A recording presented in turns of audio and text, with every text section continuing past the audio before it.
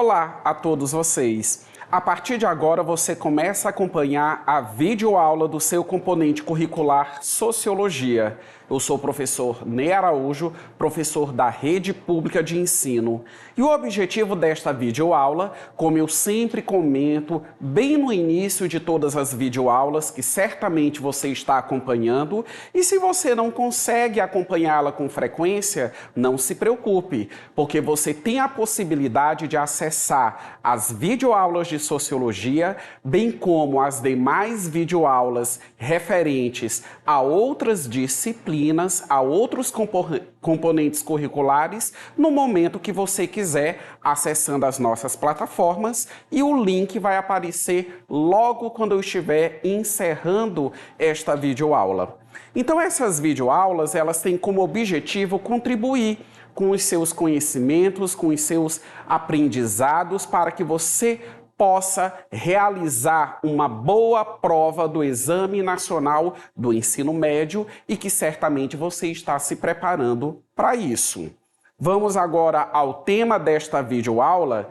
Nós estamos agora em uma sequência de videoaulas e eu volto a observar também, apesar de ser repetitivo, nós estamos tratando de temáticas nas videoaulas de Sociologia que são recorrentes na prova do Enem. E é muito importante que você também acompanhe o momento do nosso exercitando, porque eu também faço uso de questões do livro A Prova Enem e que certamente você dispõe desse material. Ah, professor, nós vamos trabalhar todas as questões do livro A Prova Enem? Não, infelizmente, devido ao tempo, é necessário que algumas questões sejam selecionadas, mas você dispõe de um bom material de estudo e de um material que vai te incentivar a pesquisa, consolidando ainda mais o seu conhecimento, o seu aprendizado para a sua preparação para o Enem. Então, como eu dizia antes, nós estamos em uma sequência de videoaulas em que nós estamos tratando, aliás, a respeito das relações de gênero.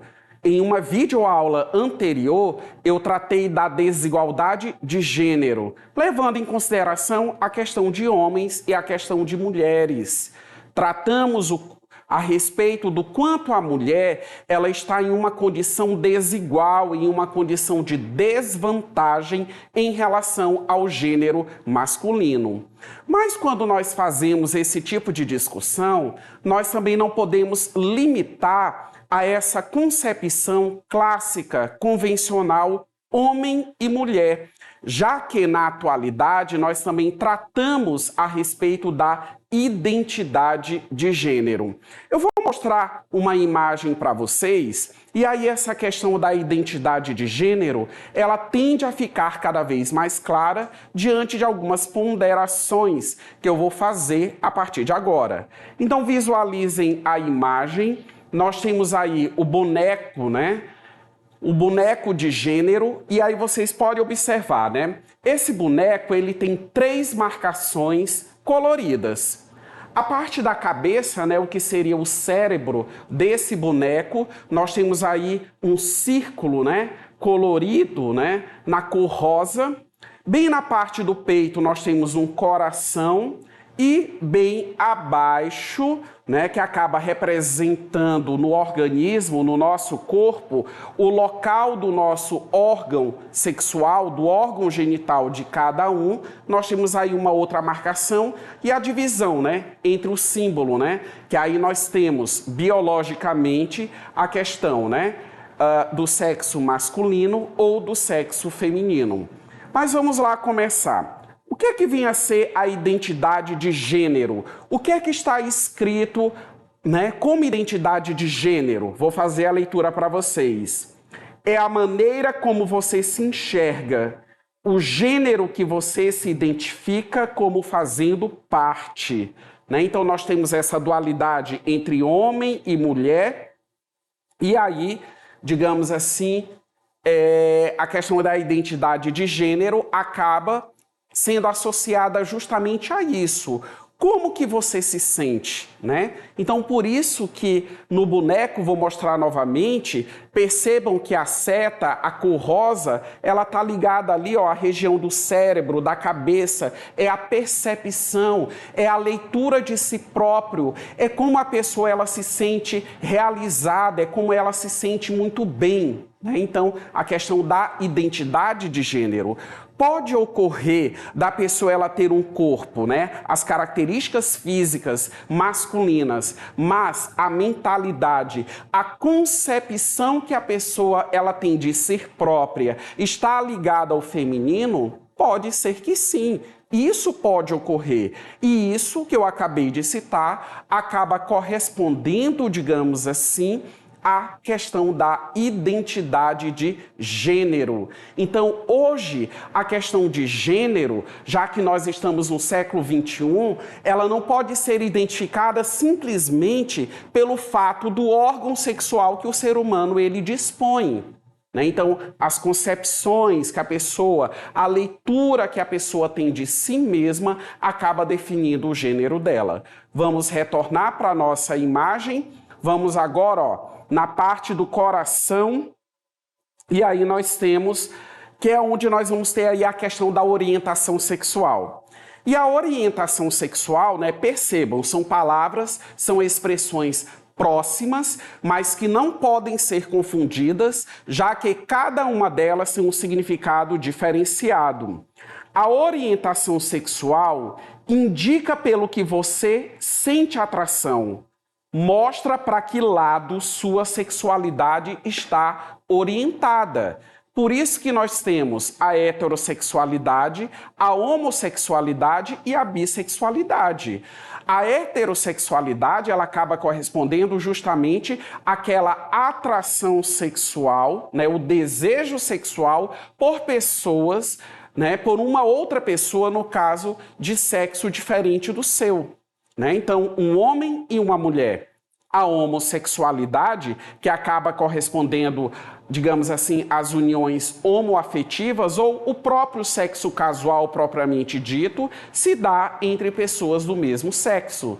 Mas existem pessoas que, quanto à sua orientação sexual, elas se identificam como bissexuais. Ou seja, elas não têm nenhum problema e elas têm toda afinidade, todo o desejo, não só de manter a relação sexual, mas simplesmente estabelecer relações afetivas com pessoas, né? Seja um outro homem, homem com homem, ou um homem com uma mulher, né? A questão do bissexual, né? Então ele acaba contemplando essas duas particularidades. Vamos avançar? E aí nós temos a questão do sexo biológico aí no nosso boneco, né?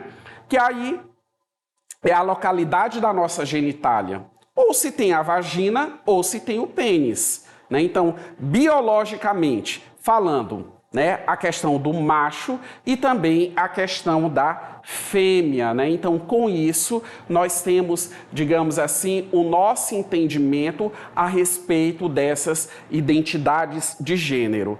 E é claro que nós sabemos que, convencionalmente, a sociedade, até por princípios religiosos, até por padrões sociais que foram construídos historicamente, acabam discriminando, né, pessoas bissexuais, pessoas homoafetivas, né? Ou seja, nós temos lá a sigla LGBTQIA+, que acaba mostrando, digamos assim, a diversidade de pessoas quanto ao gênero e também quanto à sua orientação sexual, né? Então, muitas das vezes, essa parcela da sociedade, essa população também acaba sofrendo a sua rejeição, acaba também sendo discriminada. Existem atos de violência que também são direcionados a esse público, né? Então, as pessoas elas acabam esquecendo que nós vivemos em uma sociedade democrática, ou, em outras palavras, em um Estado democrático de direitos. Nós já tivemos videoaulas em que nós tratamos a respeito dessa questão né, da democracia e ainda também trabalhamos a respeito da questão dos direitos humanos, né? Por isso que eu sou muito insistente no que diz respeito a esse conteúdo. É o princípio da isonomia jurídica. Todos são iguais perante a lei. Negros, brancos, homossexuais, heterossexuais, pansexuais e dentre outras terminologias que eu poderia aqui mencionar. Com a questão do respeito, com uma consciência orientada ao respeito, todos nós conseguimos viver, digamos assim, de uma maneira democrática e de forma saudável. Agora nós vamos avançar por exercitando da nossa videoaula. E neste momento, como eu sempre pondero a todos vocês, é o momento de utilizar o livro A Prova Enem, a questão número 5, que está na página 165. Temos aí de início um texto que eu farei a leitura e peço a atenção para que todos vocês possam acompanhar. Já na escola, nos primeiros anos, é explícita a forma pedagógica de se explicar o nascimento. A sementinha do papai foi colocada na barriga da mamãe. Aí, essa sementinha germinou e você nasceu. Ora, uma árvore não surge do nada. Ela precisa que uma semente seja plantada em terra fértil, com condições climáticas, para que então possa germinar e tornar-se uma árvore. Dentro da lógica da sementinha, o homem é o grande responsável pela concepção. Tais colocações baseiam-se no poderio assumido pelo sistema patriarcal, que assume proporções consideráveis numa época paralela ao desenvolvimento da ciência, quando a mulher passou de deusa, pelo fato de possuir a divindade da gestação, a um forno, onde é colocado e retirado do pão pronto. Então, nós temos aí aquela curiosidade, né, que muita criança manifesta. Como foi que eu nasci? E aí existe essa história da sementinha, uma explicação um tanto quanto pedagógica. Exemplo de outras explicações que podem, digamos assim, ser elaboradas levando em consideração a realidade da criança. Mas vocês puderam perceber na leitura do texto que ao mesmo tempo que essa história da sementinha, eu vou retornar aqui o texto só para vocês visualizarem, à medida que ela é, digamos assim, retratada, no finalzinho do texto nós temos uma crítica, que reforça a questão do patriarcado, como desconsiderando a capacidade reprodutiva da mulher. Claro que o encontro das células, o espermatozoide, o óvulo, que isso vocês aprendem nas aulas de biologia, é fundamental para que o processo de fecundação venha a acontecer e uma criança seja gerada a partir daí. Vamos para o comando da questão e as possibilidades de resposta? Nós temos assim: com base no fragmento sobre o ensino da concepção, é correto afirmar que, letra A lógica da sementinha sobrevaloriza o papel das mulheres na concepção ao associá-las a um terreno fértil. B, o desenvolvimento da ciência aliviou as mulheres de suas responsabilidades ao revelar sua humanidade. Diante das possibilidades de resposta, vamos visualizar a alternativa correta, que está expressa na letra E. Há uma pedagogia patriarcal da concepção que reproduz o domínio dos homens sobre as mulheres, Então, na videoaula anterior, nós tratamos muito dessa questão do patriarcado, dessa dominação masculina em relação ao gênero feminino, digamos assim. E quando eu mostrei para vocês, na questão que nós acabamos de gabaritar, o texto, que retrata a questão da sementinha, frisa muito isso bem no finalzinho do texto, Você pode pegar o seu livro e ler novamente esse texto e você percebe, né, o homem enquanto fator determinante no que diz respeito ao processo de reprodução. Agora nós vamos para a segunda e última questão do nosso exercitando. Vamos visualizar. É uma questão que esteve no Enem de 2017. No Brasil, assim como em vários outros países, os modernos movimentos LGBT representam um desafio às formas de condenação e perseguição social contra desejos e comportamentos sexuais anticonvencionais associados à vergonha, imoralidade, pecado, degeneração, doença. Falar do movimento LGBT implica, portanto, chamar a atenção para a sexualidade como fonte de estigmas, intolerância e opressão. Antes de tecer um comentário a respeito do enunciado da questão, vocês podem perceber que a questão ela é do Enem de 2017. Hoje, a expressão não é mais, aliás, a sigla não é mais LGBT. Eu já até mencionei em uma das minhas falas anteriores, LGBTQIA+. LGBT está redigido aqui para respeitar a originalidade da questão. Bem, o enunciado da questão, ele faz justamente um comentário a respeito das relações homoafetivas, ou seja, das relações não heterossexuais, que, como eu disse anteriormente, ainda são tratadas com certo preconceito, com certa discriminação e inclusive, com atos de violência.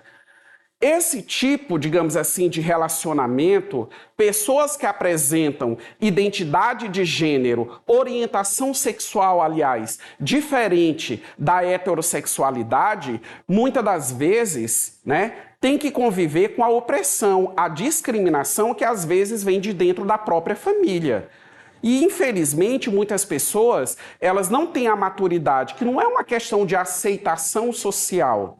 A identidade da pessoa, como eu disse anteriormente, ela necessariamente deve ser respeitada. Então, a palavra aceitar deve ser substituída pela palavra respeitar. E assim cada um, digamos assim, vai seguindo a sua vida. Né? Você percebe que os atos discriminatórios podem acontecer, inclusive as brincadeiras de mau gosto, as piadinhas, é na escola, é na universidade, é no ambiente de trabalho e principalmente dentro de casa, porque isso acaba sendo muito constrangedor para algumas pessoas pelo fato de ainda não saberem respeitar essa diversidade de gênero e as orientações sexuais até então existentes. Vamos visualizar as possibilidades de resposta? O movimento social abordado, que no caso é o movimento LGBTQIA+, justifica-se pela defesa do direito de, letra A, organização sindical, B, participação partidária, C, manifestação religiosa, D, formação profissional ou letra E, afirmação identitária. Então vamos visualizar a alternativa correta? Também a letra E, afirmação identitária, ou seja, as diferentes identidades, como eu citei agora há pouco, precisam ser respeitadas, precisam ter o seu empoderamento no contexto social. Agora eu mostro para vocês a referência bibliográfica que eu já mencionei em determinados momentos desta videoaula, o livro A Prova Enem. Estou finalizando esta videoaula. Não deixe de acessar as nossas plataformas e um abraço a todos vocês.